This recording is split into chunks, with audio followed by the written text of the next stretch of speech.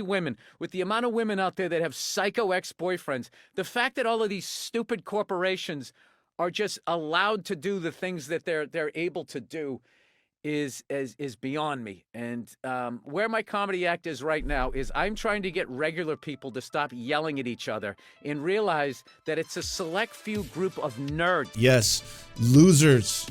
The world's worst losers, an army of losers, just the only dangerous minority in the world, these billionaires. Year and then back down to where it was. I can't imagine anybody at this point who isn't just full on mega going in and buying a Tesla. There are other EVs out there that are much better quality. Don't fall apart when you drive them off the lot like Teslas often do, that you could be going out to buy if you want to buy an EV.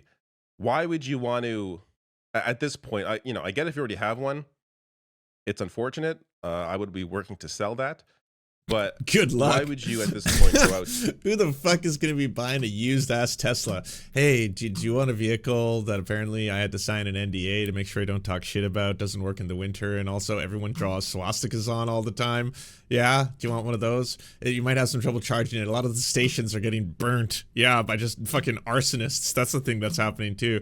Did you want it? It's going to cost you probably $70,000 to $80,000. Did you have $80,000 to fucking spend on the swastika to purchase a Tesla? But also, how about Starlink, another one of Elon Musk's companies? Well, they just had a $100 million contract canceled by the Ontario government. I want the Bill Burr other businesses. With great difficulty.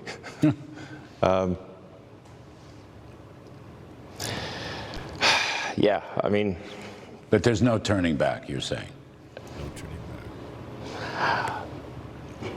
I'm just here trying to make government more efficient, eliminate waste and fraud, and so far we're making good progress. Good progress, he says. More on that good progress in a minute. Oh my God. I want the clip. Privacy for the average American citizen, especially women, with the amount of women out there that have psycho ex-boyfriends, the fact that all of these stupid corporations are just allowed to do the things that they're able to do is beyond me. And where my comedy act is right now is I'm trying to get regular people to stop yelling at each other and realize that it's a select few group of nerds, okay, eating raw almonds and doing their stupid workouts and everything, and just oh, thank fuck. This is music to my fucking ears. More people need to do this. Yes, losers. The world's worst losers, an army of losers, just the only dangerous minority in the world, these billionaires, fucking billionaire losers trying to destroy the planet and then fucking force you to have sympathy for the most evil motherfuckers imaginable. The fact that like the majority of the mainstream media actually sat down and started going like, can you believe that a CEO of a health insurance company was shot in cold blood? Who is the killer? Who could be so fucking grotesque to pull something off? Who's the killer? The CEO is the killer. They're all the killers. Their entire profit business model is based upon making as much money and denying as many people their claims as possible. And that CEO happened to be the worst of the worst. He had the record. He was the world record holder for the CEO of an insurance company that denied the most claims. They denied so many claims that they didn't even want to have to hire human beings to do it for them. They were using fucking algorithms. Algorithms were like, hey, by the way, your grandmother, yeah, she's not going to get any of that cancer medication she needs. She could probably have a very high percentage and chance of living, but we're just not going to give it to her, and we know you can't afford it, so grandma dies. Oh, that sucks. It sucks especially because a lot of the people who you are denying have been spending money their entire lives, money that they could have been spending on anything else, to be a part of the system so that hopefully one day, if the worst of the worst happens, you'll be there. You'll be there. A system where they shouldn't have had to pay in at all. They shouldn't have to pay out of their pocket every single month because, again, it's supposed to be the richest country in the fucking world. It can easily afford to pay for the healthcare of its citizens, but it doesn't. So all these predatory monsters who cause death and suffering on a level to which we can't even fathom, but that's all good and legal. Not only legal, it's heroic. You are a champion. You're a job creator. You're a fucking capitalist. You are doing so good. Look at you. You have such a high profiting insurance company that denies millions of people the ability to live. Isn't that great? Aren't you the hero? And then someone shot you dead. That person's a monster. How dare they? How dare they take justice into their own hands and try to make a point? We should look into who did that. It may turn out that they're not even a member of that insurance company. Maybe they came from a rich family or something. Let's tarnish their image and reputation and everything, because the real hero was the person who's dead on the floor, who also was responsible for potentially thousands of other people dying, and flipped the whole thing on its head. And again, yeah, to get everyone fucking mad at each other in that Jubilee thing. Sam Cedars sitting across the table from a working class guy who is so mad at Social Security and the very idea that every single month when he gets his paycheck, he has to look down and see that a small percentage of his paycheck is getting taken out and given to government handouts. And it's like, yeah, why does my money go to some fucking privileged, rich ass senior who just wants to retire? And it's like, that's not the way it works. You have been brainwashed. The pundit right-wing class successfully, these millionaires who are paid by billionaires, are fooling the general population into thinking that a social safety program in which you get back what you put in every single time, from the moment you get a social insurance number, the money that you get from your paychecks, a little bit is put aside for your benefit so that when you retire, you don't go into complete abject poverty because you can't be a part of the labor force anymore. That's actually a good thing. And he's like, well, what if we had a system where instead you put away a little bit of money from all the paychecks you earn into a savings? You're describing the very system that exists. That's social insurance. It just turns out that not every person can have either the foresight to do that on a regular basis and stay consistent, can have emergencies happen to them in which they just have an unforeseen thing they have to spend money on, or might have a disability and can't participate at all. We shouldn't forget about them either. People who have disabilities should also be able to be taken care of if we have a system in which everyone pays into it, and then we can use that money to then pay out to people so that they can either retire, don't have to go broke, get evicted, they can afford food when they can't be a part of the labor force anymore. This is a good thing. If anything, the extreme wealthy and the rich should have to pay more into it, but they don't. Everyone pays into a system in which they then get back when they retire. But no. You look down at your paycheck and you see 10% taken off, or $10 or $20, whatever it is, has been given towards Social Security. Suddenly it's like, that's the parasites. It's the government taken from me, putting their hand in my pocket. Just competing with each other to have the biggest infinity pool, and the rest of us are getting pushed down. And they've politicized the whole stupid thing, and we're falling for it. And who's the they? Besides the people who eat almonds? That idiot Elon Musk. Oh. That guy, like, he's going to, who evidently is a Nazi. Like, I just refuse to believe that it was an accidental 2-time Sieg Heil. And he does it at a presidential inauguration. This is why I hate liberals. It's like liberals have no teeth whatsoever. They just go, oh my God, can you believe I'm getting out of the country? I'm just like, you're going to leave the country because of one guy with dyed hair plugs and a laminated face? who makes a bad car and has an obsolete social media platform? You're going to leave this. And apparently a botched cock too. Like, I know people are going to be like, oh, he does not have a botched penis implant. It's not substantiated. It's not confirmed, I'll grant you. But apparently all the children that he's having are through IVF. It's one of the reasons why he's not only got like a birthing fetish, but it's not an impregnation as in he physically wants to have sex with people. He wants women to be pregnant with his semen. And he specifically, as part of his fetish, wants them to only birth men. So he's again, they've got to be men. And that's part of it, which is also very, very strange. Why doesn't he leave? Why isn't he stopped? What are we so afraid of this guy who can't fight his way out of a wet paper bag? You can take him on. Like, why do liberals just sit back and not, they have nothing? What are you doing? This. Okay. This. You got to speak up about it. You don't just go like, "Oh my God, what?" Listen. First of all, it's like I'm a stand-up comedian. It's not my friggin' job. I'm talking about like Democratic politicians. Where is their pushback? They're allegedly liberal. You see this guy do this thing. You know what the end result of this thing. I love the dismissiveness of that. You'll see it play out in any other way. It's kind of like, hey, by the way, okay, then what did you do? Like, well, I'm bringing this to your attention right now, literally on your show. We could be talking about me promoting, I don't know, some Netflix project, but instead I'm telling you billionaires are destroying the planet. We should do something about them. And you're like, oh, well, what have you done? Sorry, did you want me to run the country now? I'm saying that you can look towards the fact that one side right now is going full fascism, just barreling towards Nazi shit, and the other side are being complicit in it, just like historically how the liberals did that in the past.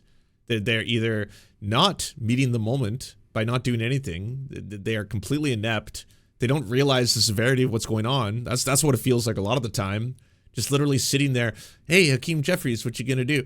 Oh, wait till you see this response.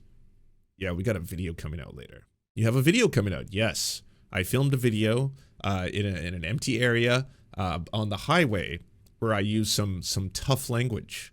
And I tell them that this is not normal. So, I mean, the Republicans are going to have a bad day when that drops, let me tell you. It is going to do some numbers on the social media. Also, I don't know if you saw it, but a whole bunch of Democrats have band together, and they did a kind of a choose your fighter, like from the video games, kind of like Smash Brothers style, where they stand there and it's like, choose your fighter. And then they go like this, and then some stats about them pop up in the bottom of the screen. Like, man, oh, well, yeah, again, when that hits social media, Republicans, they are fucked. They are so cooked. It's like, it's over. You just wait. We got all kinds of cringe cooking up, honestly. We got so much different forms of cringe. We're going to be releasing cringe all the time, and then hopefully it's just going to be too much for them. They're not going to be able to take it. They're going to be so annoyed they'll have to just drop out and stop ruling the country. I think that's the calculation I can make as to why anyone would be doing that in the face of what is going on right now. Like, if you have an unelected billionaire who's literally trying to dismantle the entire government, including, like, you know, the parts that people laugh about, it's like, it's kind of funny that Big Balls is in there and they're trying to rewire the code, you know, the US Treasury and stuff like that. He's most likely just using it to take vast amounts of your information to be able to feed into his AI to give it a lot more information to become more powerful than its competitors under capitalism. It could be, yeah, but what about the fact that they're also just like gutting just hundreds of thousands of federal jobs, and in a lot of places those jobs are worker programs for states that otherwise do not have high employments and other opportunities. So if you take a state where all of a sudden it's like, hey, by the way, you just lost like 80,000 jobs of your workforce, it's like, yeah, that's probably going to be devastating, is it not? You're going to have the same effects that, like, you know, the manufacturing sector leaving Detroit did, but now it's happening because it's the federal workers, the big government. They're the enemy. They're the bad thing. Cutting off all U.S. aid and saying at the same time simultaneously that it's being done to eliminate government overspending because you found one program that some of that aid was used in Brazil to potentially help an LGBTQ plus theater program, or the fact that Donald Trump doesn't know the difference between transgenic and trans people, and assumed that because of cancer research that they were actually trying to turn mice into trans mice and all this other shit like that. Like, to stand there and to be like, you know what, we need to go high, even higher. Al Green, he's out of order. We're going to have a very, very stern talking to him and make sure that everyone realizes that we need decorum now. Now is not the time to fight back. Now is not the time to push. Ultimately, we need to sit back and just let them destroy the country. And then once they've destroyed it, we can be like, so that was see how bad they were? We told you, you probably should vote for us. Hopefully there's still a country to vote for, and democracy in general, because... Which all these neo-Nazis, not only are they stupid because they're neo-Nazis, they don't even look at what Hitler did. He ruined their country. And this idiot is going to try to lead us down that road and then play it off and act like he didn't do what he just did? All right, so apart from the brilliant, hilarious, and accurate takedown there of Elon Musk, this anger at the Democratic Party for not fighting back is something that I am seeing grow. Not just with the people that are traditionally. Trump says he will now label violence against Tesla dealers as domestic terrorism. President Donald Trump said on Tuesday he will label violence against Tesla dealerships domestic terrorism as he appeared with Tesla CEO Elon Musk to show support amid recent Tesla takedown protests and the slump of the company's stock price. Musk said Tesla would double its vehicle output in the U.S. in the next 2 years while speaking at the White House with Trump. Do you understand what this is implying? That if you are going to be committing acts of violence towards a corporation, and hey, make no mistake, what have the Republicans been doing for the past fucking decade? Throwing razor blades in the toilet, burning Nike shoes in barbecues, throwing Keurig machines off the top of fucking buildings, all because they thought those products were woke. They took out AK-47s and shot up cases of Bud Light because they thought it would turn you trans. They have been destroying private and fucking public property as a result of this whole kind of like, we have to stop the woke fucking mind virus from polluting us kind of shit for years. For years. Can you imagine if the Democrats turned around and they were like, despite the fact that Bud Light is technically owned by a Belgian corporation, we're going to say that any strikes against a Bud Light can is technically domestic terrorism because you are in fact attacking the concept of America. And you are using this as a political agenda in order to take it down. And so, hey, by the way, this guy is an illegal immigrant to the United States. Is not going to be any outrage about that? Who used a whole bunch of your money, took your money, and then turned it into vast amounts of wealth. The fact that Tesla in a large way operates because of their ability to convert huge amounts of government carbon credits for them in order to meet some of their goals. Our lives have cycles. History has cycles. Culture, ecosystems. You see it everywhere, it's just obvious. You're telling me you don't see the cycles? What are you, drunk? Like all the time? Well, it's also obvious that this current shit era of comedy has reached its end. And wouldn't it be great if that next era could get started? Well, unfortunately, there are incredibly powerful forces keeping this bloated comedy carcass on life support, artificially sustained, and they won't allow it to die off and renew like it's supposed to. Disgusting. This whole shit era was really ushered in by Dame Cook, who was one of the first guys to figure out the scheme of using social. I was hoping this would go for Dane Cook right away, because like even seeing this, you know, as someone who does appreciate and love comedy and especially stand-up comedians and all that kind of stuff, it's pretty unique to find someone who's actually just going to go to the heart of this problem. And yes, I think a great jump-off point for the current paradigm we find ourselves now, Dane fucking Cook. Social media to get famous. I think Dane Cook was one of the first times where I felt like an alien to the rest of my peers, you know, other people in high school, where everyone just found this guy to be like the funniest thing that ever happened. Because like I was on board with the Adam Sandler CDs. I bought the Adam Sandler CDs and you know, getting into SNL that time, and then Chris Farley and the whole the routines and Phil Hartman and all that. Yeah, no, like I agree. This shit's really funny.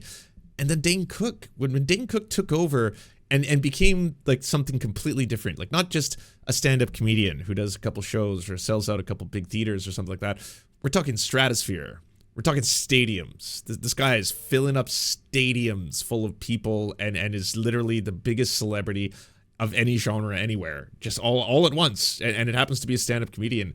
And everyone's like, he's just so funny. Honestly, you got to check him out.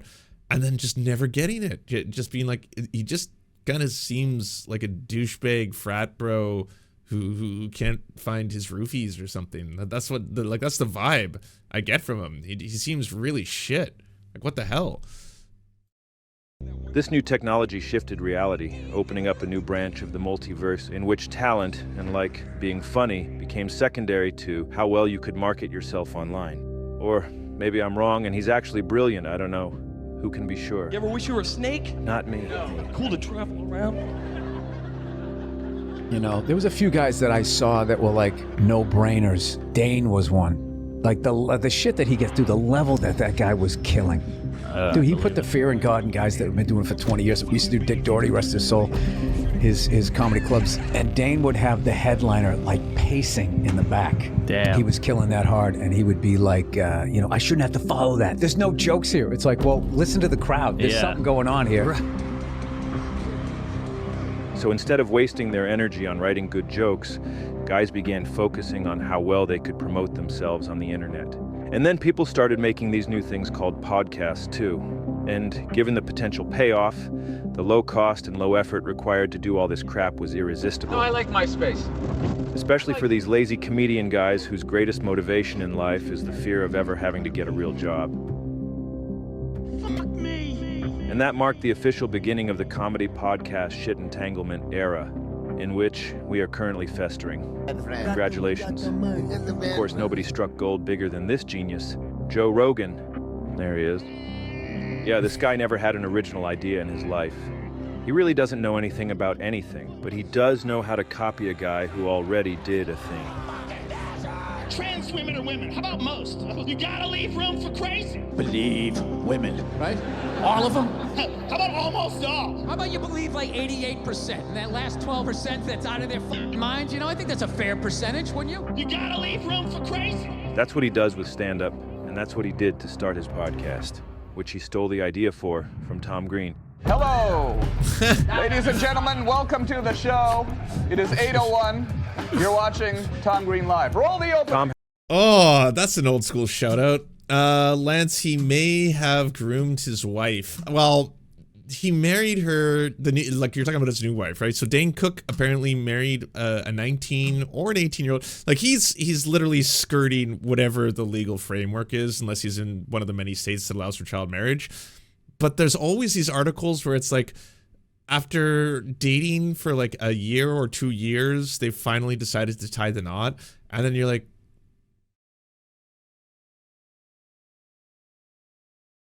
wait, sorry, what? Was he dating her when she was 16 or 17? And she was in high school? And the dude's like, what, 58 or something? Some like, why are we revealing this to the world like it's a beautiful thing? Like it's in like People magazine and stuff. Dane Cook reveals how his sweetheart relationship with someone, how he keeps up with someone who has so much more energy than him. Yeah, literally like 3 times younger than you.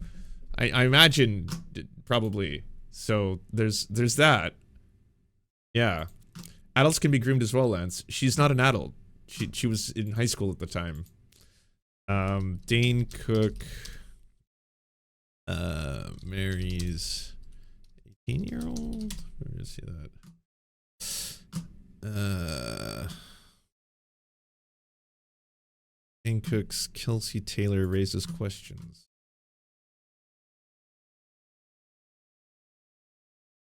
Yeah, like if you see this photo, you're like, so that's your daughter, right? Dane Cook has married his longtime girlfriend, Kelsey Taylor, in a tropical Hawaii wedding, but their marriage has raised a few eyebrows. The couple said "I do" 6 years after they began dating when she was 18, but he was 45. Okay, so they started dating when she was 18. Technically legal. Hey, come on now. This is not a crime. It is not a crime for a 45-year-old man to have been dating an 18-year-old in that specific location in the world. So technically, but some reports have suggested they met before that. Cook announced that they had married the Pilates instructor on Saturday. Last night, I married the girl of my dreams here in Hawaii, he wrote. The greatest feeling in the world is knowing that you've got the strongest person you could ever imagine by your side and giving them all of your love in return. The years of laughs, adventures, and accomplishments we've shared solidified in front of some of our dearest friends and family during an emotional ceremony. I can't wait to share more, but for now, just know this. I've never felt this way. It's so powerful. They married on a private estate in Oahu in front of 20 guests and chose Hawaii because it was the first location for the first vacation they took together. It's such an oasis, blah, blah, blah. The couple met at a games night the comedian hosted at his home after he revealed they were friends for a while before they began dating.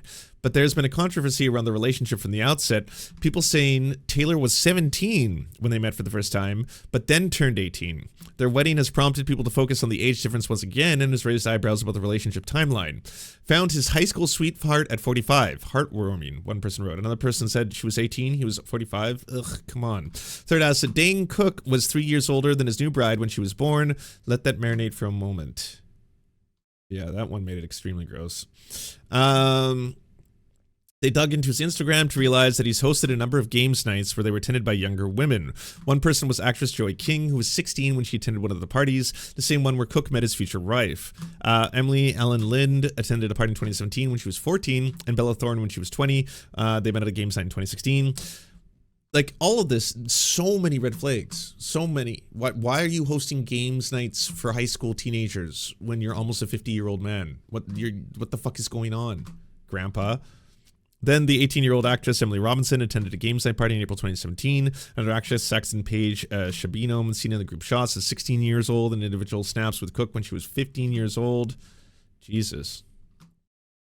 Yeah. I'm going to file that under highly sus. Tom Green, by the way, is someone else that, you know, I when I was younger, thought was the funniest thing ever. I think I was in high school when the Tom Green show like blew up. The guy who invented so many things, from like invented planking, but also kind of invented, I don't know, reality television as a genre. You know, difficult now to watch his stuff in hindsight. When you look back, you're like, a lot of it is pretty fucked up. But I noticed lately that he's doing this whole, like, now he's got an Amazon Prime show where he kind of like does a deep dive into his life. I got to check out that documentary. Had the brains and the balls to start his own talk show, broadcasting live on the internet from his own home. And it was great. It was funny, chaotic, and it never took itself seriously. That's good booze. Play something real quick, okay? Okay. All right. I'm on Tom Green Live, hooray! All right, cool. Awesome. It was unpredictable, and stuff went wrong all the time. We can't see the on-air feed right now. It's not happening. Yeah, the live feed's not coming through too good, but we figured we'd sit and wait. This guy's scaring me. Are we up on the computers? We're up, yeah. He'd get mad at his production staff as a bit. Computers? I want to see a laptop right now with it on the feed. Can I see it? Bring me a laptop right now. Instead of whatever this is. No. It's like a. It's weird. It's sort of like an Olymp. Sorry. Sometimes he'd get bombarded with prank calls, and because Tom has an actual sense of humor and a fully functioning brain, he could play along with them. Tom Green, can you do a barrel roll for me? A barrel roll? Yeah, a barrel roll. I like that guy. That guy's cool. I'm the guy you hung up on the first call. Oh, okay. Well, I'm sorry about that. Hey, man, I just wanted to tell you. Hello, you're on the air. Instead of whatever this is. I am really into rock, paper, scissors. How into it are you? I'm undefeated. How is that possible? Whenever they wanted anything, I would be like, all right, rock, paper, scissors. If you win, you can do this thing. If I win, and then I would like pick the thing that was like their sort of deepest fear, you know. Can we play right now? If I win, I do the programming on your show for a week. No, that's worth a lot of money. You can f off. Vance, you were so confident until just now. We could take a month, few months off. All right. Sounds like someone's scared to lose at rock, paper, scissors. It sounds like someone else is scared to lose it. No, you're asking me for something that's ridiculous. Look how mad it is. You don't have it. Fuck off. And number one comedy podcast in the world. Friends was a funny show. Joe, you were great on Friends. No, I wasn't on Friends. Hey. Alex, even I know it's news radio, but yeah, you can't admit that you were wrong, right? Spreading fake news. Yeah, no. He was a crisis actor on Friends. That's what he was. But he was definitely on the show, right? No, it wasn't. I'm joking. That was a joke. Yeah, sorry. It's not that I'm wrong and that I didn't know what I was talking about. That I was factually incorrect. That's it. I was joking. That's humor for you.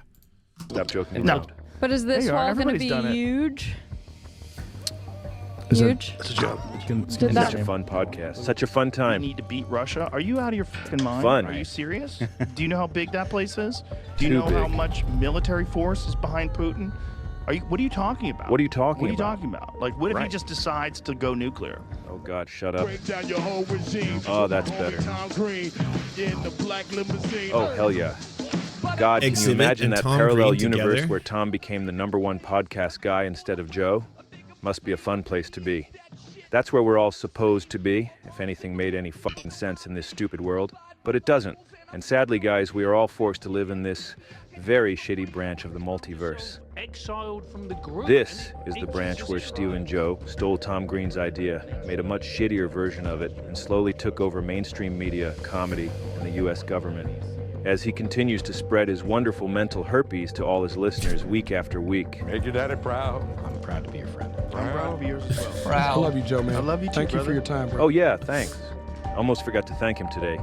You can watch in real time the moment Joe realizes there might be gold in these podcast hills.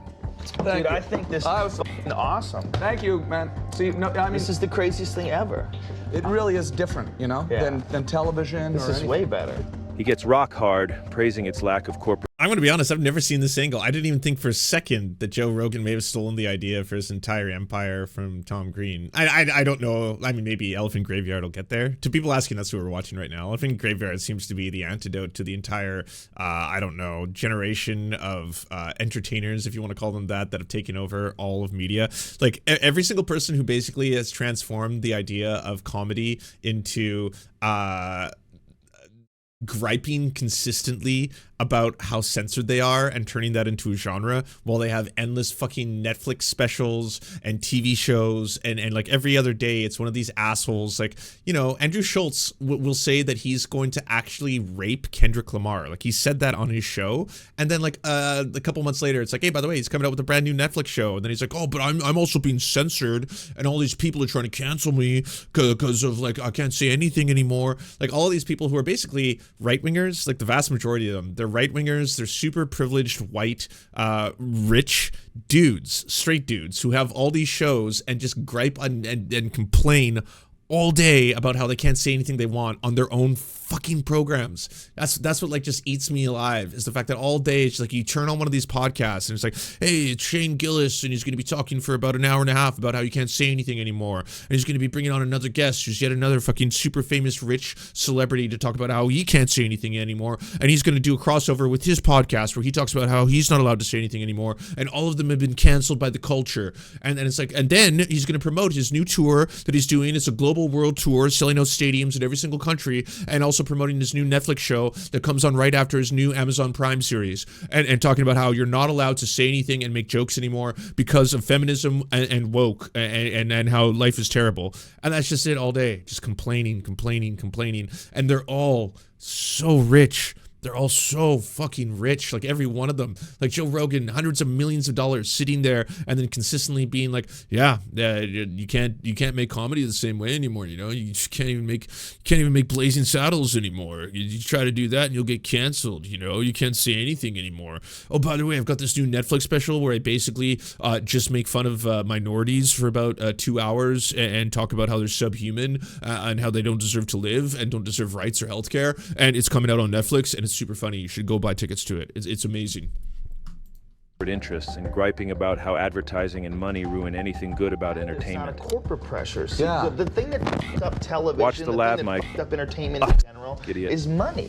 They still really? selling advertising, and that's all. And that f***s up everything. It doesn't make anything good. A belief he abandons literally within seconds once he realizes that he could be the sole beneficiary of this potential new advertising revenue stream. We need to figure out how you make money from this. Yeah. I think we I create thought money ruined everything. a national interweb, we call it, and then create a mass traffic like a portal gauge. Watch right here. You can see the wheels turning inside his brain as he quickly flip-flops.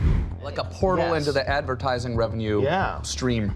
You know? Then So he just copied Tom Green, and he started the Joe Rogan shitcast experiment, and just for being an early adopter of podcasting, he was able to become the biggest and most mainstream establishment media figure on the planet.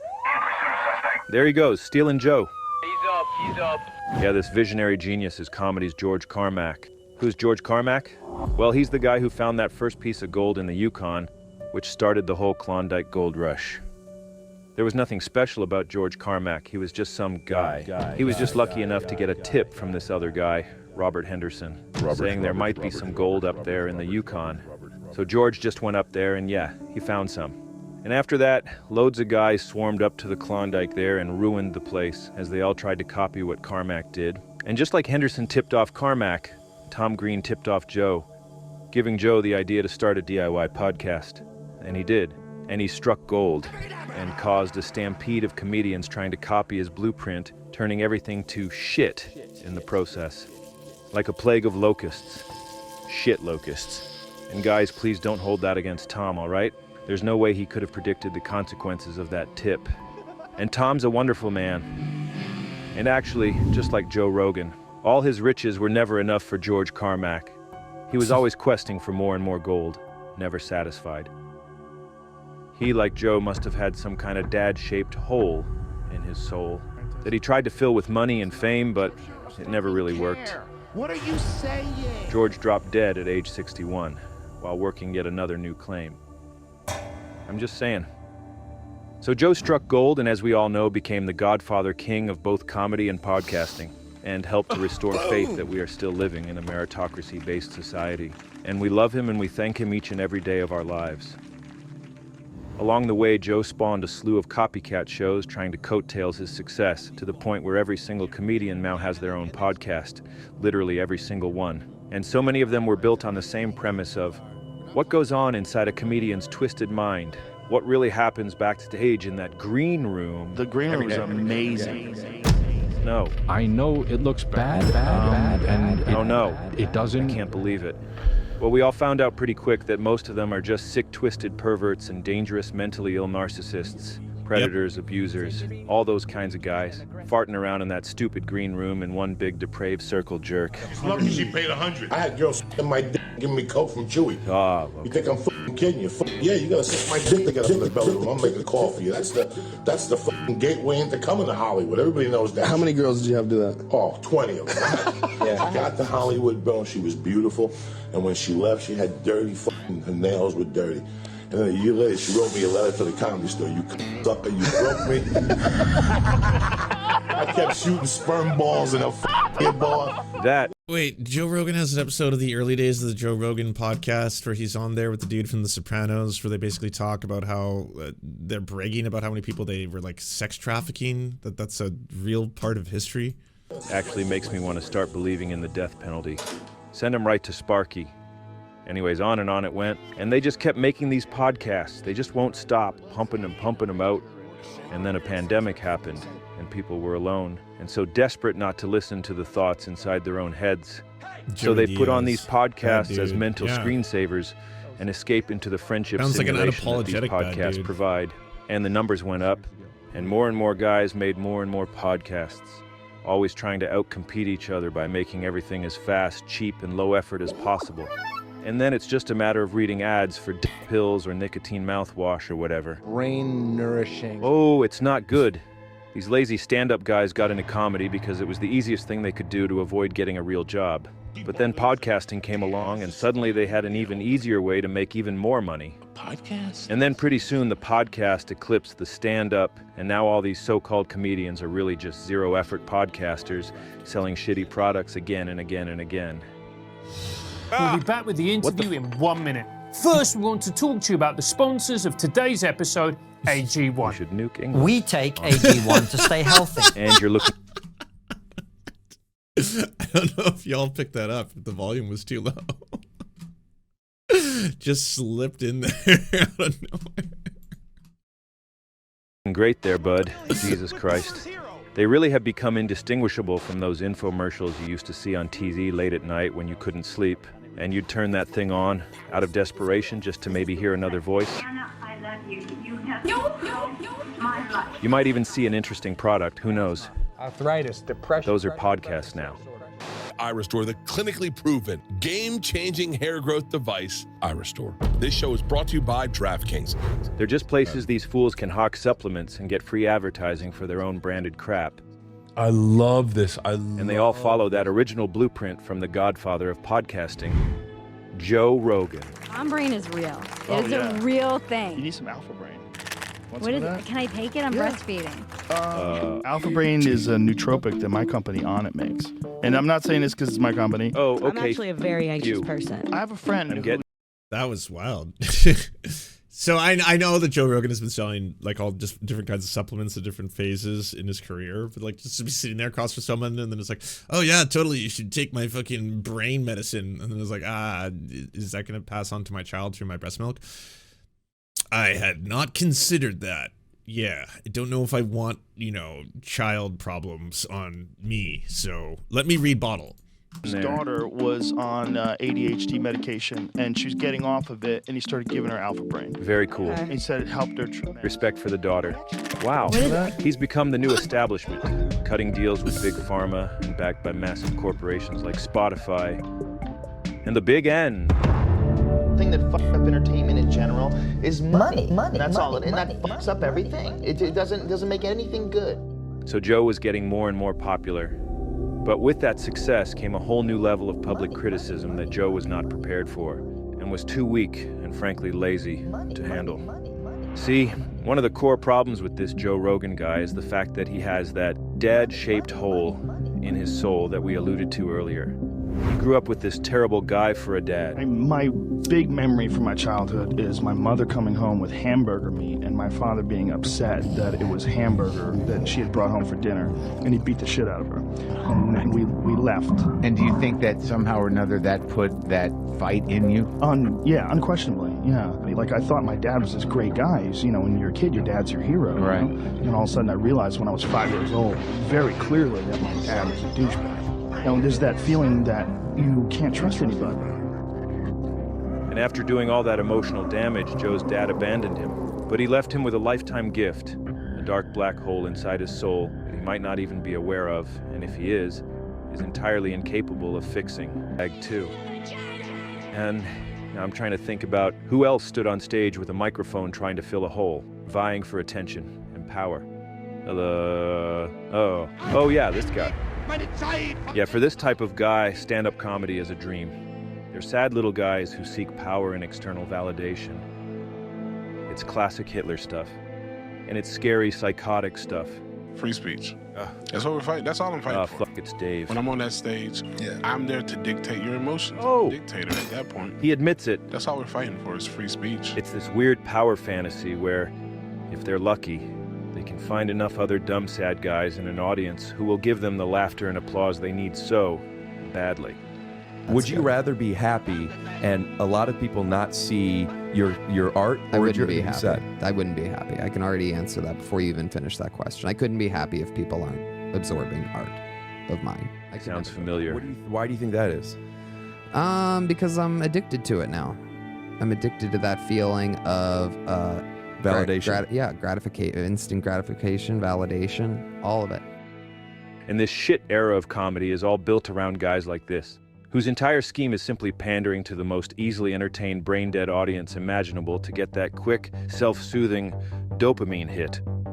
And at no point are they funny. And that's the real issue.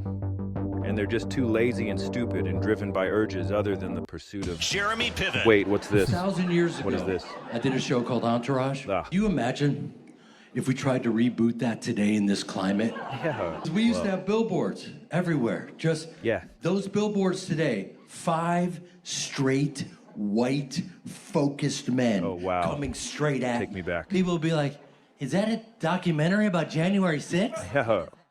That is really good stuff. I actually changed my mind. This era of comedy rules. This era of comedy rules. So yeah, comedy copers. That's the kind of comedian Joe is. And it's sad. He'd love to shrink the size of that dark amalgam that haunts him, but he can't because he doesn't seem to realize, or maybe it's too painful. Well, yeah, I think so much of it centers around to the other thing where it's just like, guess what? Social norms do change. Not necessarily a bad thing. Actually, I would argue a really good thing that finally white people are realizing they shouldn't use the N-word. I'd say arguably that's a good thing, right? So yeah, sure, the standards change. What we consider to be acceptable, you know, mores, if you will, they evolve over time. That's a good thing.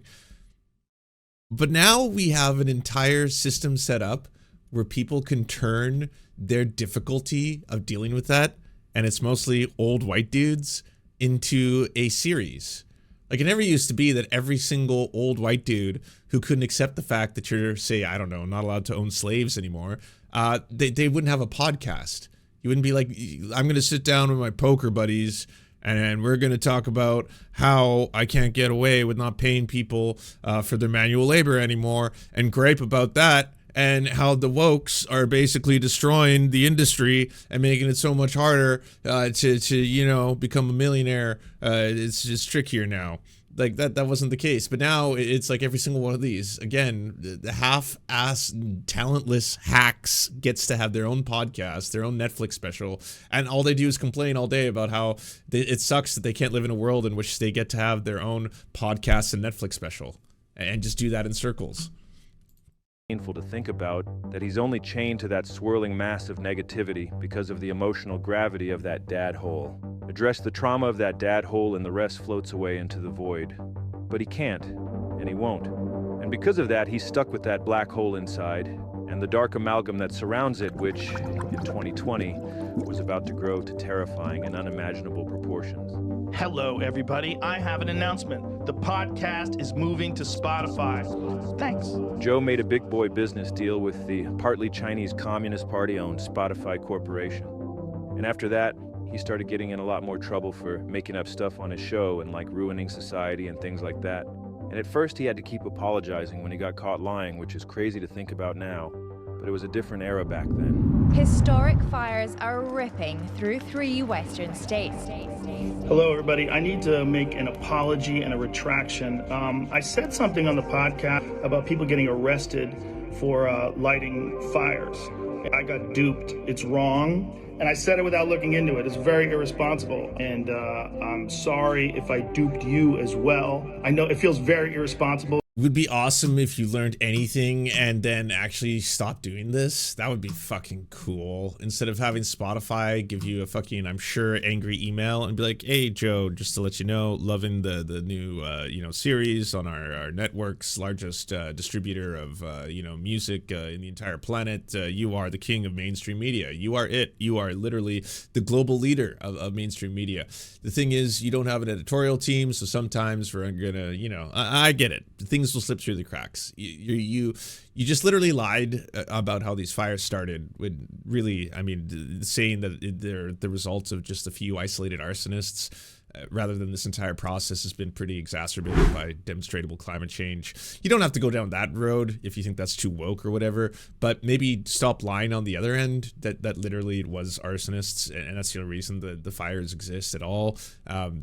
We don't need you to spread the woke stuff, but you could just also not spread the demonstrably false conspiracy theories too. Probably all we're gonna ask. All right, hope you just keep on making awesome stuff. We love the show again. With me, I don't take it lightly. I'm very upset with myself, and I apologize to you as well. Sorry. The guy was in way over his head, and his inability to distinguish reality from fiction was starting to stress him out, knowing how much he was bound to keep screwing up and how much trouble he'd keep getting in. Sorry. And, if that wasn't bad enough, his best friend humiliated him for apologizing. What do you think about our buddy putting an apology today? Sorry. Who? You see Joe Rogan, but he got a fact wrong. Yeah. Poor Joe Rogan. He put the apology up. Sorry. They would tell him go. He was. That's hard for my dog. My heart goes out to him. He had to put an apology up. And shit. I guess things look good when he was. Things look good in the basement, dog. Once you take that Spotify money, you got to start apologizing. Sorry. Make him believe you can't. The poor guy. That's what happens when you get that money. You cash that. This is so wild too, because it's like, yeah, the good old days where I used to be able to go on a show and talk about all the women that I forced to have sexual encounters with me because I promised them that they'd get into the industry if they did. That's just how it was. It was awesome. I have over 20 women who I would say, if you have sexual intercourse with me, then maybe I'll get you an opportunity. So it was awesome. Casting couches rule. That was the good old days of podcasting. Now, apparently you can't lie and say that a bunch of wildfires were started by an arsonist when it's demonstrably false. I know. Cancel culture, am I right? Check, you gotta watch what you say. Did you see him? This marked the start of the apology era, which would end up being way too much adversity for Joe to handle. And to get out of this bind, Joe was about to embark on a transformation that will surely be studied by psychologists for the rest of time. How serious is this? Is this something that we need to be terrified of? Okay. So, long story short, a pandemic started, Joe couldn't handle it, and he went and had a panic attack in the sauna. Well, I was scared out of my mind in the beginning. It wasn't just Joe. I feel like most of fucking Western society, it broke them. And again, it was like, you have no idea how much better we had it here than a lot of the rest of the world. Like, so much of the rest of the world was not in a situation where, guess what? Hey, this is really going to suck. And I admit, I hated it. Everyone did. But we need to social distance. You should probably wear a mask when you go outside. You should probably wash your hands. You probably shouldn't touch people. You probably shouldn't be hanging out in enclosed indoor areas. And you should probably stay at home. and watch Netflix. And you know what? Now they're locking things down. They want us all to do that because people aren't listening, and it seems they're still spreading this, novel virus. We don't fully understand it. But hey, guess what? Here in Canada, if you don't have the ability to work, the government will pay you money. You'll get $2,000 a month that you can use towards rent and food. That's pretty incredible. And holy shit, what a wonderful thing. If you happen to be a Joe Rogan and you live in a mansion that has a huge backyard, maybe even say acres worth, you have complete and total freedom. You have pools, you have everything you'd ever want. You don't have to live in a small little tiny cube and go insane like a lot of the rest of the world has to. And that's in the good scenarios, right? Like in Europe, yeah, it really does suck that a lot of people in, say, Spain and Italy had complete and total lockdowns, that their medical systems got overwhelmed, that they actually had to stay indoors all the time. They could only go out for an hour every week to be able to buy groceries. That was it. Otherwise, if you, like, let's just hope you have a good living situation. I mean, you could be blessed in that you had, roommates, so you actually had human contact.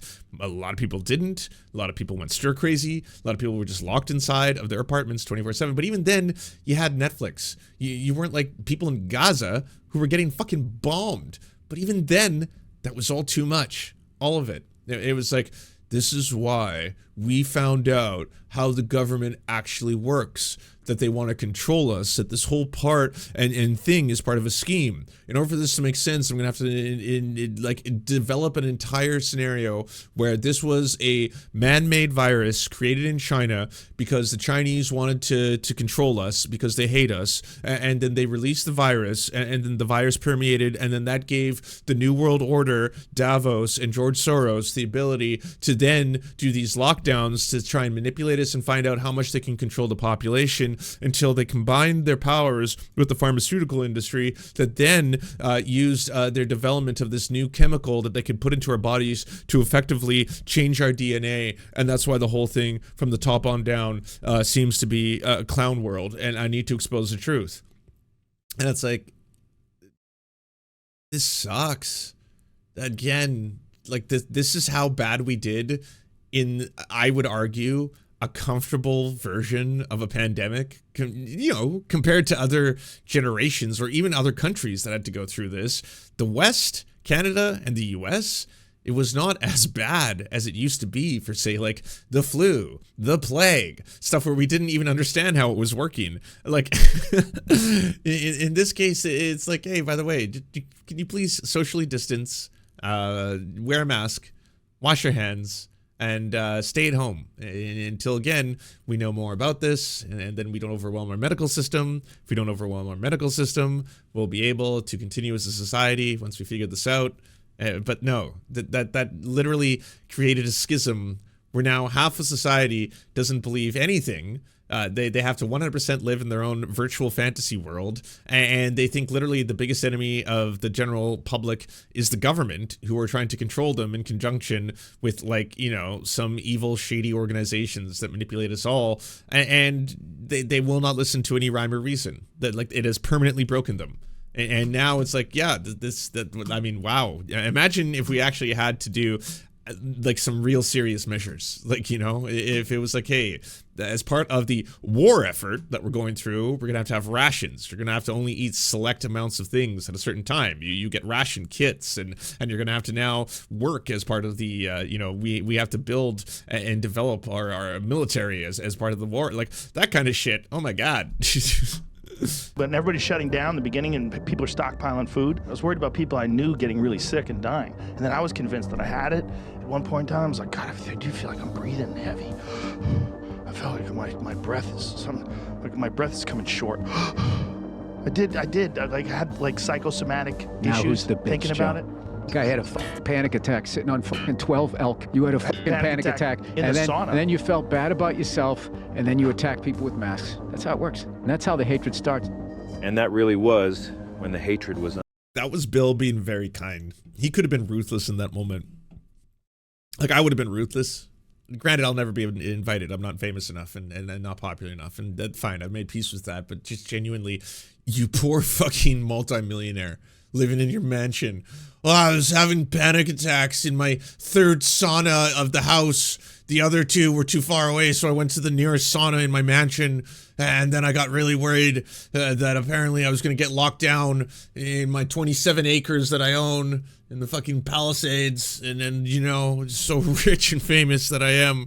I literally could import all of my friends. You could have paid before the lockdown started to have all of your comedian friends show up there. You could have lived in your mansion property in some weird little commune where you had unlimited everything. Unlimited booze, cocaine, parties. You could have brought along 2 or 3 famous DJs, get Steve Aoki in the corner there, befriend him just to be able to live your life. And that could have been your reality. Instead, it was like, oh my God, things are so hard. You have no idea. It broke me, man. I started to think, what else does the government lie to us about? It's like, okay. Unleashed. Soon after, Joe kept talking about, like, shooting homeless guys. I mean, nobody does anything about violent crime in LA anymore. Maybe we should just go and shoot homeless people. I like your ideas. Yeah. His pandemic stuff was way too stressful. Then he started frantically scrolling Twitter, found a new group of guys to hang out with. And these guys allowed Joe to believe that everything was actually okay, and so Joe felt relieved and safe with them, and transformed his inner anxiety into outward rage, an emotion he was more accustomed to dealing with on account of that bad dad. But unfortunately, this new group of guys and all the stuff that he and Joe were talking about was getting Joe a lot of negative attention. And that made even more anxiety bubble up. And again, Joe transformed that anxiety into an even bigger rage. And I mean, this guy was getting... Okay, so yes, he has moved to Texas, but this was his mansion in LA.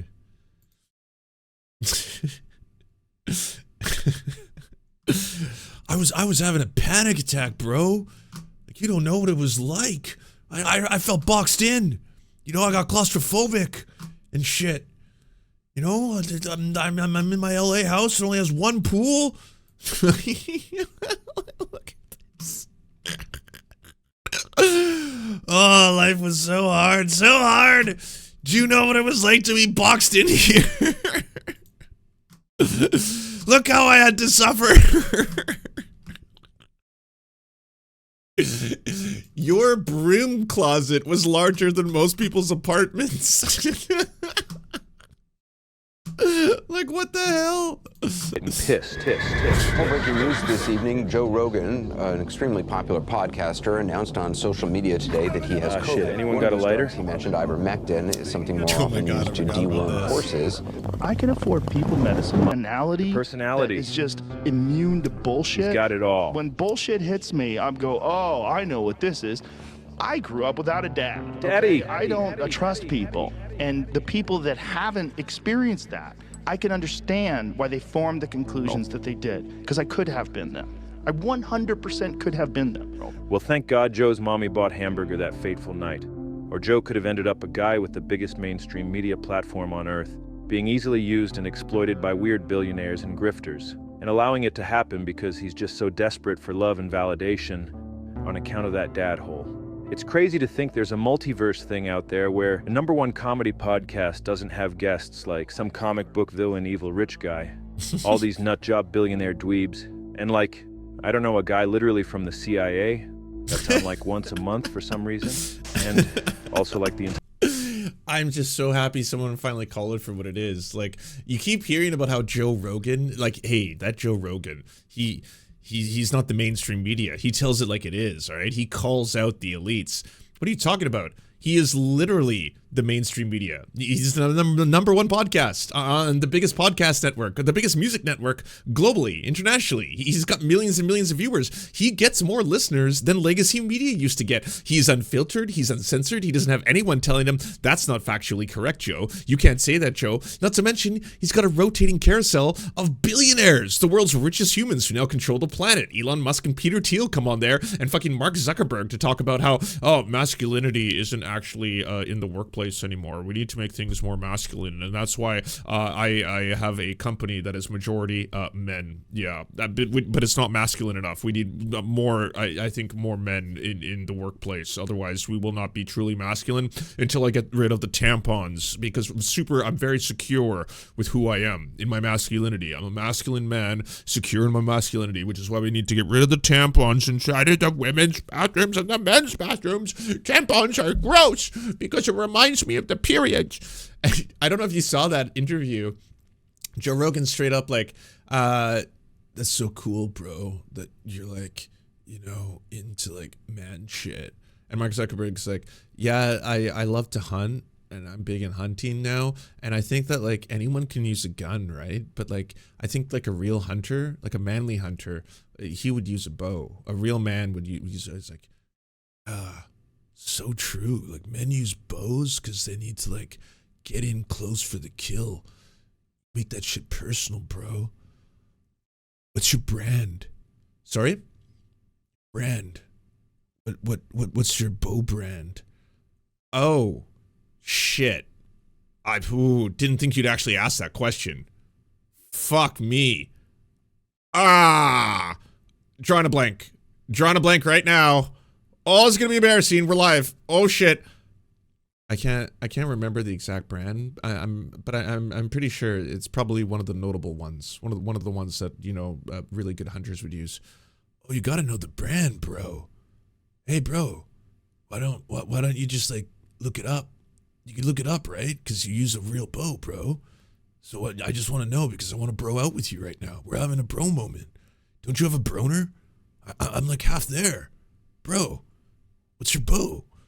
The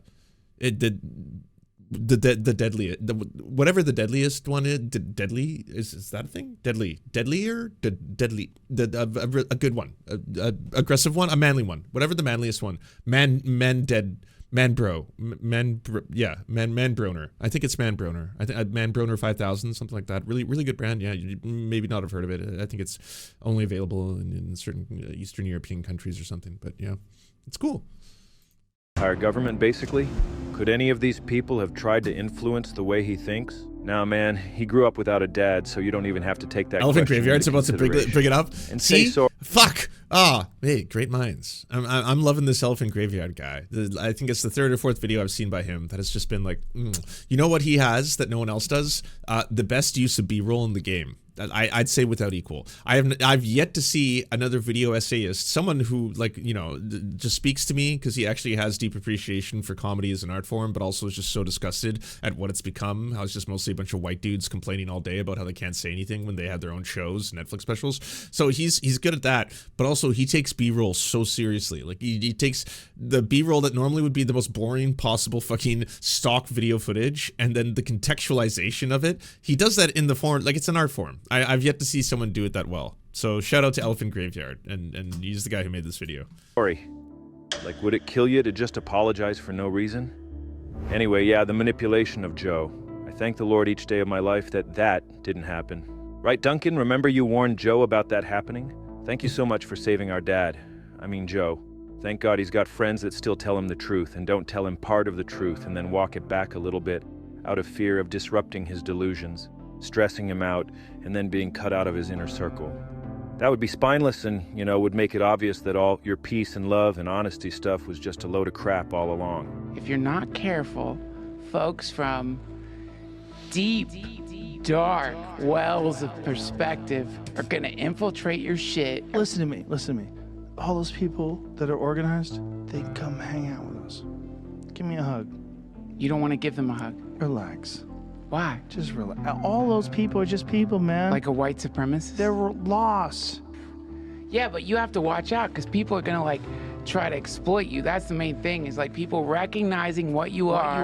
You have political agendas, will infiltrate your shit and then start blowing out their radioactivity into the world, right? That's a fear. Like radium. But like, dude, I do worry about you sometimes, man, because it's like you like now have a platform that is unlike any platform that's happened, you know, because you're doing like a comedy podcast, radio show style thing, but you're also interviewing people about really heavy duty shit. Then you start thinking like, man. I've got what is going on. This is the actual reality. Like this, I think this is a really important moment. Yes, it's true. Like he does not get told to his face. You know, I think most comedians who go on the Joe Rogan podcast are deadly afraid of ever actually calling this shit out. But some of them are aware. The world is fucked and spiraling quickly to more dystopian hell world. And if you're sitting there on the Joe Rogan podcast, you're there on the platform, the biggest one.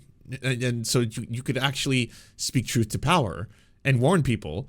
You know, I don't know how far you'd get away with it. Like, if you just grab the mic, you're like, oh my God, he's literally lying to all of you. Seriously, this is just a guy who's promoting billionaires. Peter Thiel is part of the PayPal mafia. You know, like, that it won't last long. But you can tell that they're both terrified and scared, and at the same time just trying to make him recognize. I just wanted to let you know that this could have started out just maybe as a fun little hobby where, you know, you were basically trying to platform, you know, rapists and racists and stuff like that and make jokes with them. But this has grown to the largest form of mainstream media globally. And there's no one to be accountable to but you and whatever's going on in there. This, you, one man. It's always been a pretty big fear. Like, what if a dictator, if you will, a Hitler, a Mussolini?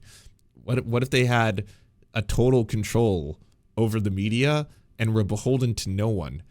Even Spotify, for the most part, like Spotify did a couple things at the start. They were like, we're going to delete like maybe 30 episodes of the really conspiratorial shit, take out the Alex Jones episodes, and we'll make him apologize for his N-word, and make him apologize for, what else has he done? All his racist statements, maybe promoting conspiracy theories related to the California wildfires. He said the N-word again, so we got that one. Okay, well, maybe more racist statements. And we're done. Now you just do whatever the fuck you want. You're beholden to Jamie. That's about it. Jamie has now more power than most human beings ever will in their lifetime. And so if you're a comedian sitting there on the Joe Rogan podcast, recognizing this reality for what it is, and you're sitting across from a drunken high Joe Rogan, and you're trying to just be like, just, by the way, dude, all jokes aside, you realize this is a little scary, right? Like, I'm not trying to harsh on your vibe or anything, or try to harsh on your buzz right now, but this is a little frightening. Total power that you have. And like, if you bring on, say, like, bad people and they say bad things, like that spreads. It's not like just us playing poker with the boys in the basement and then all of a sudden one of the guys is like, do you know what I really feel about the Mexicans? And you're like, oh God, he's going to say something stupid and racist now. This is more now, like millions of people, and then millions more after that might start to believe something based on what your guests say. And you are the only filter. You are the barrier that stands between whatever they want to unleash upon the world and their ability to do that. So does that not concern you? This podcast that lots of people listen to, has it ever happened where maybe some really intelligent person has manipulated me in an attempt to get me to disseminate some kind of information out into the world? Good luck manipulating me, Duncan Trussell. I'm an American. Yeah, okay? But you wouldn't even know. That's the thing. You wouldn't even. Oh, I wouldn't know? How would I not know? These people are people. What? They're gonna be like, if someone is so good at manipulating people that they can manipulate me and change the way I think. I know, there's your answer. If everything I said seemed like it was loaded with a lot of gravitas, there's the response. Just effectively, oh no, I'm American, bro. Yeah, no, bullshit filter. It's you cannot permeate, cannot get through. Think about things. Yeah. Well then, good luck. So Joe got attached to all this COVID stuff, and everyone was either yelling at him and calling him a dangerous idiot, or they were showering him with praise for widely broadcasting all their favorite ideas about what reality might be, and making them feel validated. So, if you're a fearful, self-loathing, and external validation-seeking guy like Joe, which side would you embrace? Well, instead of posting more apology videos, he opted to fully dive into a wonderful new safe space. He tapped into something he'd been searching for all his life, a source of constant praise and affirmation.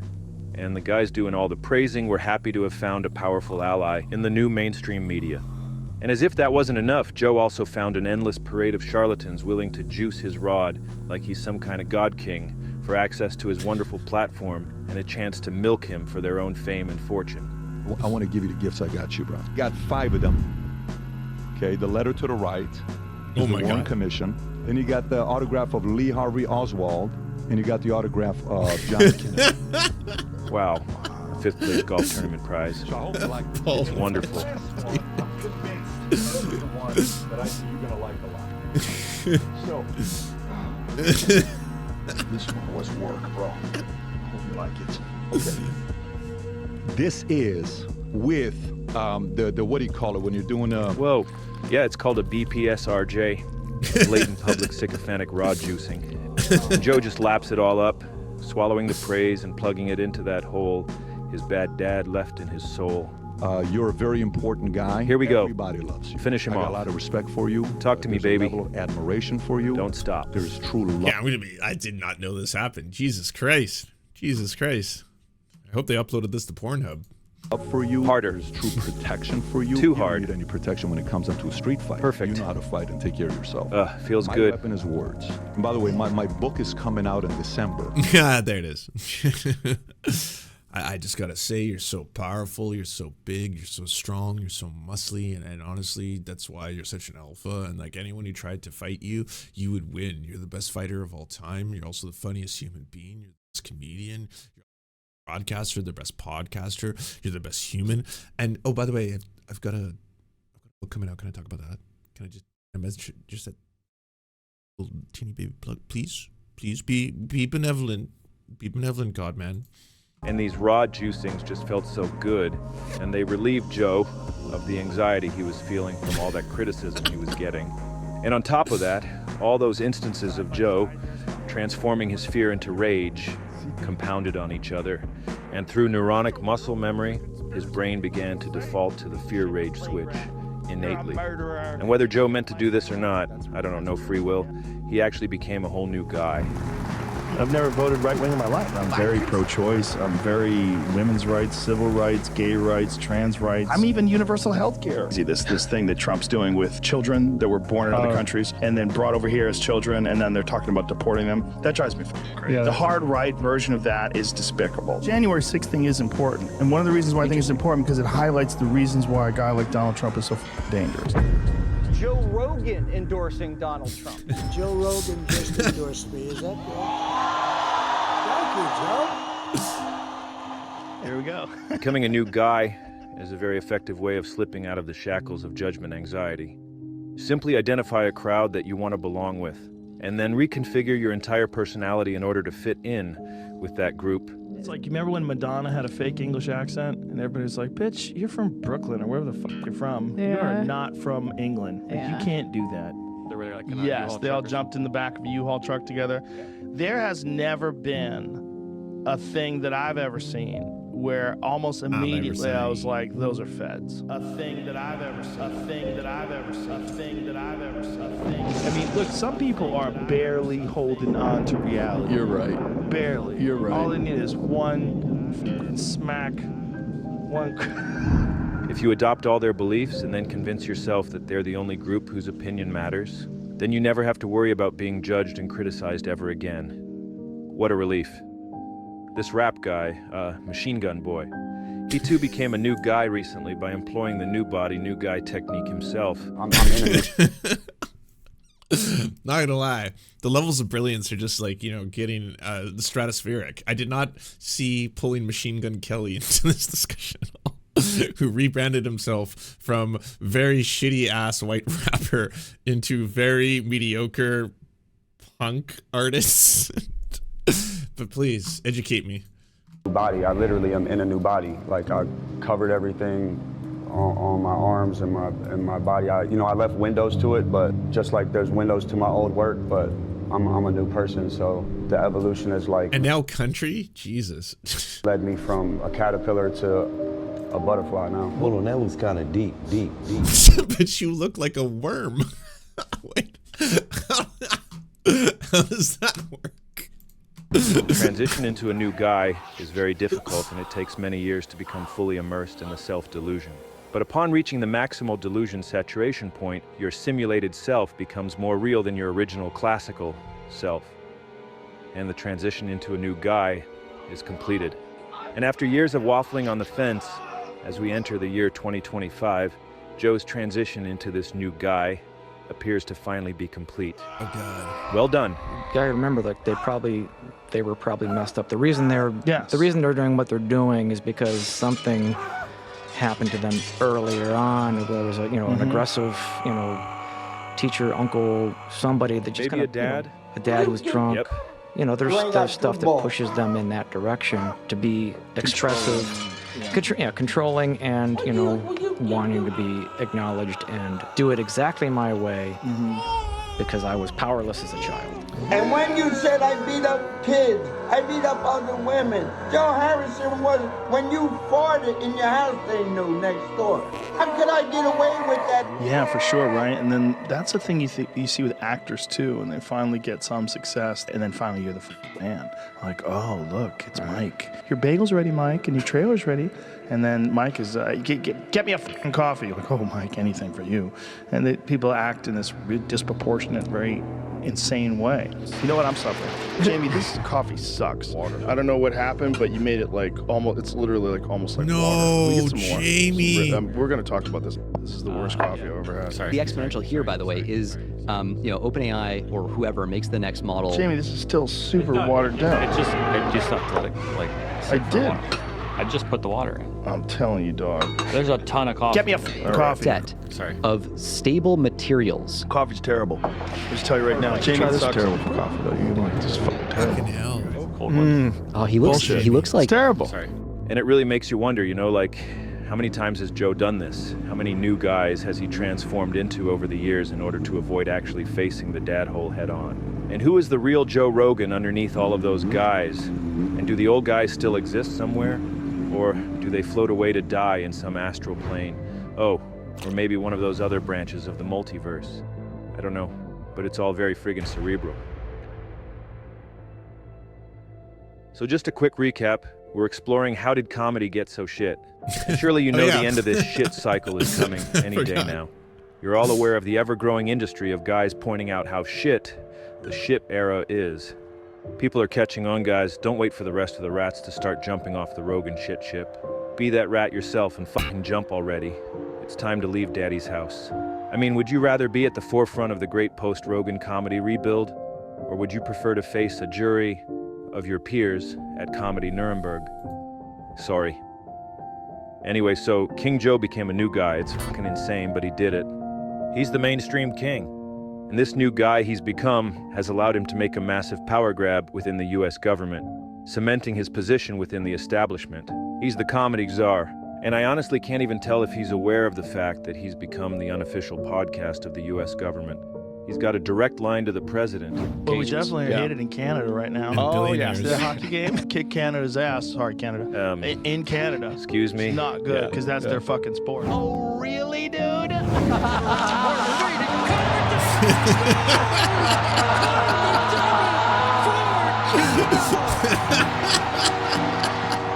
Eat shit. All right, sorry. What were we talking about? Talk about turning Canada into a 51st state. Oh, yeah. He's serious. He told me on the phone he was serious. Yeah, well, at first I was joking around, but then I was thinking maybe it's not a bad idea. So funny. He's become comedy goibles. Jobles. Yeah. Just kidding. But if you think that's slanderous, you must have missed Joe's best friends. This video is so good. It's really important. I think more people need to see it. Honestly, I'll share the links, of course, but all of you should go subscribe to the Elephant Graveyard. But it's all just half a joke, really. I mean, this is what a comedian is supposed to do. I think the Elephant Graveyard has more talent in a single frame than Joe Rogan has had his entire career to be able to put this all together. It's all fun and games, and it's all just, Joe Rogan isn't the mainstream media. He's a fucking podcaster. He's not a news guy. He's a comedian. Do you not hear his special? He's like, don't listen to me. I'm drunk half the time. I'm high on fucking marijuana. You don't need to listen to a thing I say. I'm not really the news. And it's like,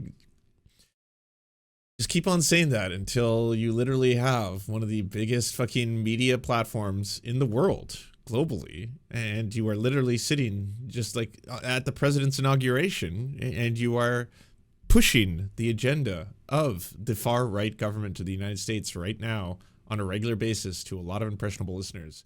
I think he's also totally on point where it's like we have reached critical mass, a saturation point of talentless, hack, average white men who dominate both the podcasting and comedy world and just sit there 24 hours griping about how everything is cancel culture and censorship and fucking the woke mind virus is destroying everything, blah, blah, blah.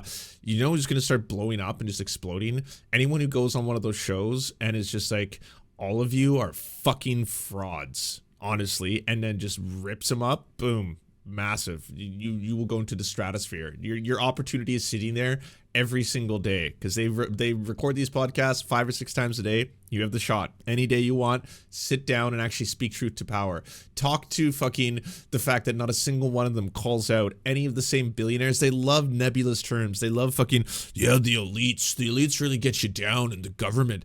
What the fuck do you mean by that? What are the elites? What aspect of the government is literally robbing us blind? Well, you know, the money that they take and they give to people on welfare and shit like that. Oh, you mean the people who can't afford food? The people who can't afford food are the ones getting you down. Well, the people who have literally billions of dollars are the ones fucking that are getting robbed. What the fuck are you talking about? You are a fucking bootlicking shill for these absolute craven losers. And I'm glad it now is. Now, Mark maybe wasn't quite ready to unveil the new guy, but you know, sometimes we get a little bit too excited about our new guy, and we unveil them before they're really ready. I like racing. I feel like all these smoking activities, these meats, grilling meats, racing cars are probably two of the most fun things that.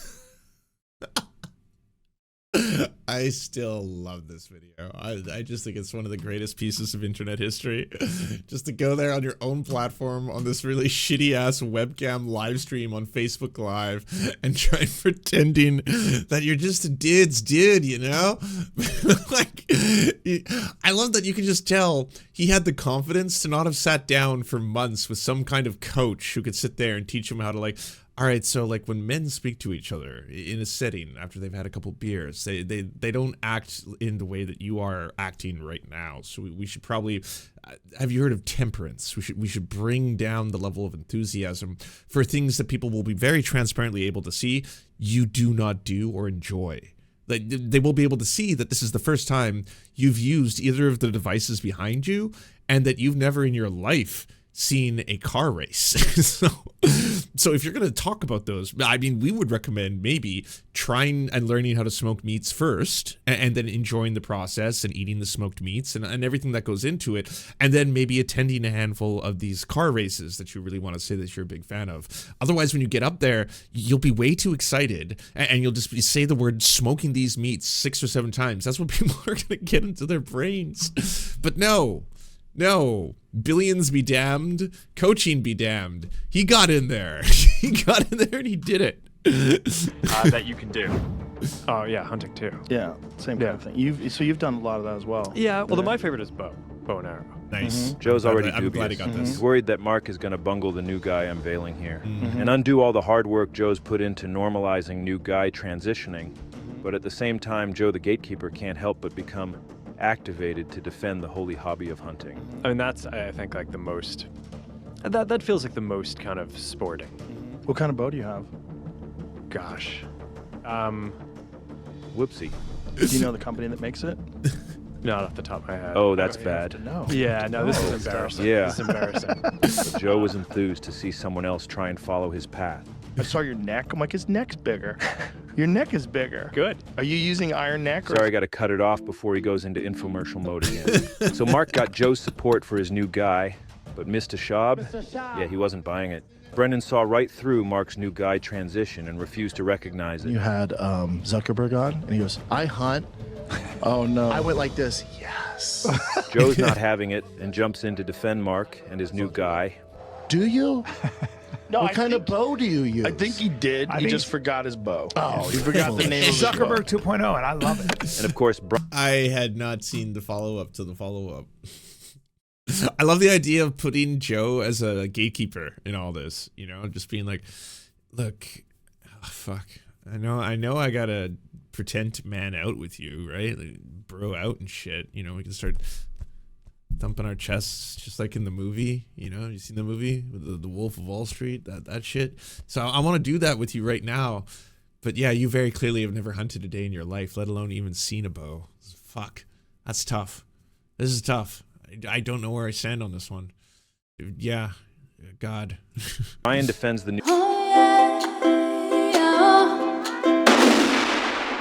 Don't let this happen to you. Go to serfscoffee.com to order the only end-to-end owned indigenous coffee company that delivers blood-free, conflict-free, and cruelty-free beans right to your door. 0% of people who drink serfscoffee.com have exploded spontaneously. By ordering right now, you get 10% off plus free shipping, and it's the best way to enjoy delicious coffee while not exploding.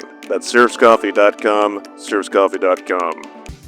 Thank you so much for watching, everyone. This video wouldn't be at all possible without the financial support of all the people whose names you see on the screen right now. And if you want to unlock secret bonus episodes, content that we can't post anywhere else, or get the videos early before anyone else gets to see them, please go on to patreon.com/theserfs. For as little as $1, you can help support this channel and help make more videos like this possible. Our executive producers are Anna Loves Riley, Adrian McCarthy, Bobby Lasers, Cheryl Alvarez, Comrade Junkie, Doug Caddy, Everything Important, Garrett Sandoval, Hagbard Celine, Jimmy Sombrero, Multimondi, Omni, Political Papi, Preston Kroll, Quiet 185, Richard Boehm, Riley and Anna, Roller Dragon, Cernicus, Stellar Gwyn, Sebastian Demel, Tigwick, Trav, and Words Greenwood. And also, it wouldn't be possible without all the names you see on the screen right now. Again, if you want to help produce this content, it's only made possible through the funding of our patrons. Head on down to patreon.com/theserfs. That's patreon.com/theserfs.